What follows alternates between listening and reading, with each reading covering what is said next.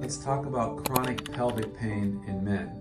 Now, this is an extremely common condition, and it can be extremely frustrating for both patients and doctors because there's no real good test to clearly figure out what is going on.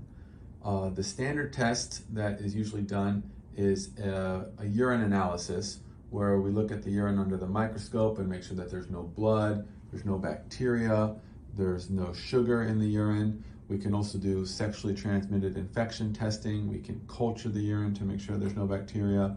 But most of the time, all of this comes back as negative, meaning normal. We can also do ultrasounds of the penis and the scrotum to make sure that there's no tumors or other problems, and that also usually comes back normal. And the patients and the doctor are both frustrated that there doesn't seem to be anything wrong except for the patient has this chronic pain. And so you can imagine this can lead to a lot of frustration. So while we don't have a cure-all for this, anytime we talk about pain, it's important to understand the anatomy and understand that any sensation of pain has to come from the nerves. And any of the nerves that are going to tell your brain that there's something wrong have to go to the spinal cord. So if we look at the male pelvis, the spinal cord obviously goes in the spine, which is in the back of the pelvis or the posterior side. And any sensation in the front, in the penis or the scrotum, has to make its way from the front of the pelvis or the anterior side to the posterior side. And most of that sensation comes through the pudendal canal, also called Alcock's canal, which I'll try to show here.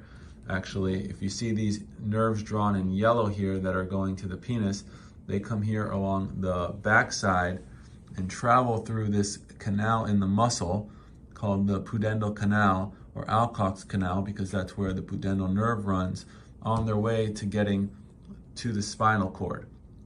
And as you can see here, as I remove the rectum and the bladder from this model, that this canal really runs through the pelvic floor muscles. And this has been shown to be the cause of pain in a lot of men. A lot of men do not do any sort of regular exercise, and very few men do any sort of regular stretching. And these muscles can become tight, and they can put pressure on the nerves to create this constant pain. As you can imagine, these nerves running right through the muscle.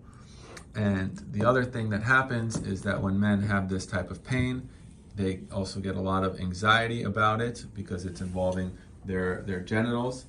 And so the anxiety causes them to be more susceptible to the pain, and that increased perceived pain tends to cause the pelvic floor muscles to compress more, and that tends to cause more pain, and so the vicious cycle continues. So for a lot of men, once we've ruled out any of the other problems with ultrasounds and urine testing and sexually transmitted infection testing, the next thing typically is doing daily exercise, stretching, and meditation to release the pelvic floor muscles. And we've found a lot of efficacy with that approach.